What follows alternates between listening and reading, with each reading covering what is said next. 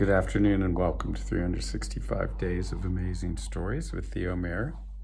Here I am embarking on what I said I would, which is to tell fairy tales this year as much as I can. Even some that are unbelievable, full of fantasy and imagination, because what's my purpose? But to culture your imagination, your ability to envision from within your own dream of a life. So today, what I'm going to tell the story of, or begin the story of, is what the rose did to the cypress. Now, it turns out that once upon a time there was a great king of the East, and he was named Samathara. Now, Samathara had three brave and clever sons. Brave and clever indeed they were. And all of them he just loved dearly. Now, the eldest son, Tamaps, wanted to go out hunting one day. He said to his father that he was bored. He'd grown bored with life there in the court and wanted to go off as far as he could into the wilderness hunting, but then he would return by nightfall and by evening prayer. So his father equipped him with every convenience that would make hunting easy. They took birds of prey, dogs, bows and arrows, crossbows, and he gave his son quite a number of companions to go along with him into the forest and woods. And off they went hunting. They did go. Now, when they got quite a ways out into the forest, Tamaps, he saw a beautiful deer off in the distance and vowed that he would have this deer in one way or another, and got his men as well to accompany him on this pursuit. And carefully, cunningly, they encircled the deer with their horses. The deer, seeing that it was hemmed in on all sides, looked for an escape route, but it could see none. So well, Tamaps and all of his men encircled it. The deer, though, it longed to live. And seeing that there was one small gap that it felt it could run through, dashed toward the prince himself and leaped over Tamaps as if he was, well, nothing to fear. And off like the wind he tore into the woods. Tamaps turned his horse and spurred it on in pursuit of this deer. He was passionate to catch it. And through the rest of the day, he rode after it across expanses of desert where there was no water to be had.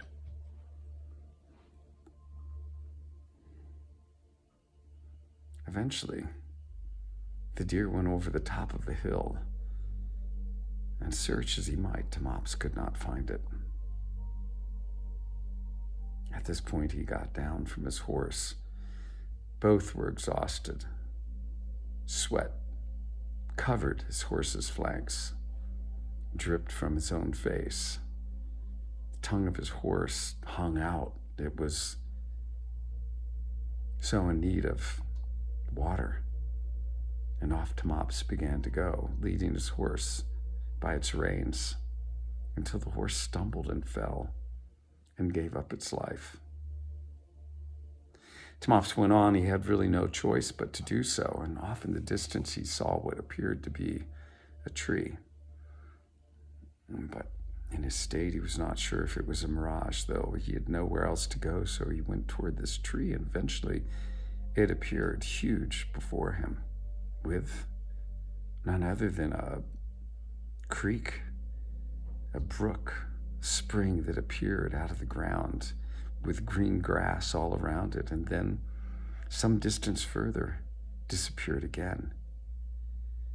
Glad he was that his thirst could be slaked and that he could rest beneath the shade of this tree, which he did. And then, as he was sitting there, an old man approached, looking like a fakir.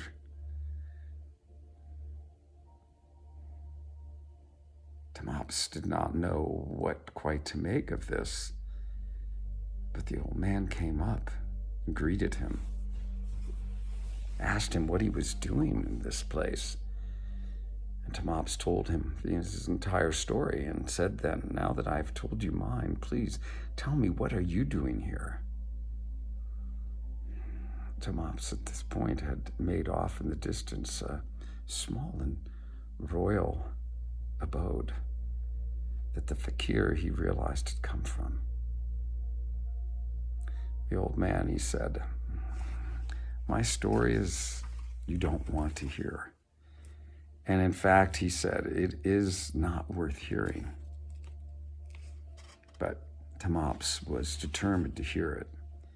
And basically, he said that he wished more than anything to know. So the old fakir, he turned to Tamaps and he said, "I am a king, and once I was the king of Babylon and had a mighty army and servants in great number. My name is Jamfagir.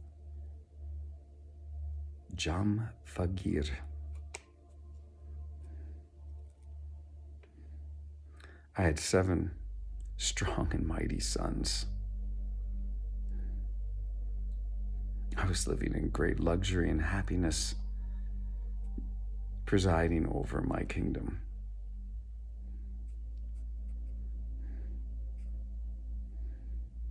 But my sons, they all departed from me.